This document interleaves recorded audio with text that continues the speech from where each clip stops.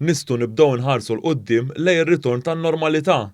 Dan qalu l-Prim Ministru Robert Abela f'konferenza l-aħbarijiet wara l-wasla tal-vaċċin għal kontra l-COVID-19 f'pajjiżna. Permezz ta' dan il-vaċċin qed nagħtu tama lill-anzjani tagħna, lil dawk fostna li huma vulnerabbli u lill-leżiż tagħhom li fl-aħħar xhur iva batew ħafna.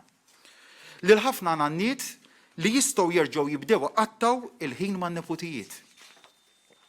Lill-ulied li jerġgħu jibdew jaraw lill-ġenituri anzjani tagħhom. Il-wasla tal-vaċċin illum tfisser ukoll serħan il-moħħ għan-negozji tagħna u għall-poplu kollu.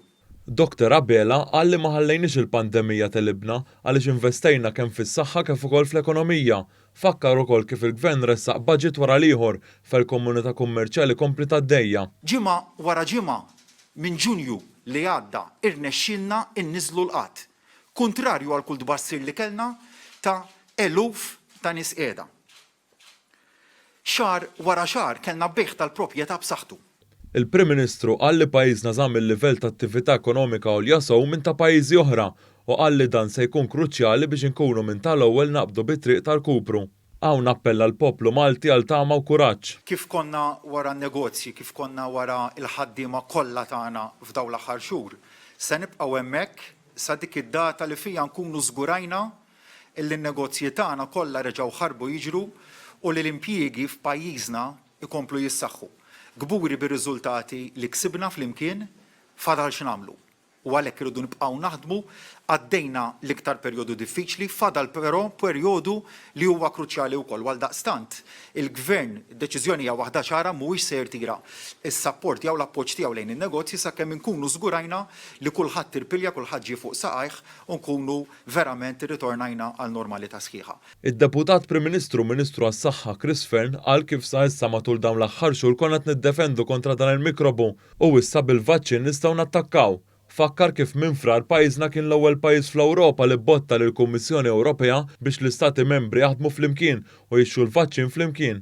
Hawn ħabbar ukoll kif mingħand BioNTech u Pfizer pajjiżna se jirċievi 600,000 doża, jiġifieri 100,000 doża iżjed minn dak li tħabbar it-tnejn li għadda. Minn għada stess ħanibdu nlaqmu l-ċittadini Maltin.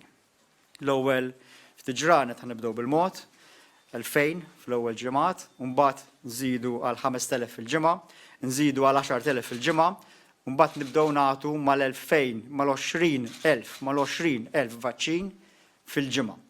Biex il-pjan tagħna hu li sas-sajf inkunu laqqamna maġġoranza tal-poplu Malti wawċi biex inkunu lħaqna dik il-famuża herd immunity li tkun tista' allura tagħti s-saħħa lura u l-ħajja lura lill-poplu Malti u għawċi. Għal ukoll li sinata ċertifikat mod virtwali l dawk li se jieħdu t-tilqima kontra l-COVID-19 biex meta ssir is-sistema tal-passaport tal-vaċċin din diġà se tkun lesta. Illi jfisser illi l-miljuni ta' ċittadini Ewropej illi ħajkunu tlaqmu sas-sajf ikunu jistgħu jivvjaġġaw, ikunu jistgħu jiġu Malta b'mod sigur għax ikollhom l-immunità, għax ikunu ħadu l-vaċċin u b'dak mod sikur mingħajr ma nkunu qegħdin nagħmlu perikli għas-saħħa tal-poplu tagħna, nkunu qegħdin nerġgħu nagħtu spinta qawwija lill-ekonomija, spinta qawwija lit-turiżmu u dal-vaċċin allura ħajfisser mhux biss is-saħħa tal-poplu tagħna imma s-saħħa tal-ekonomija tagħna.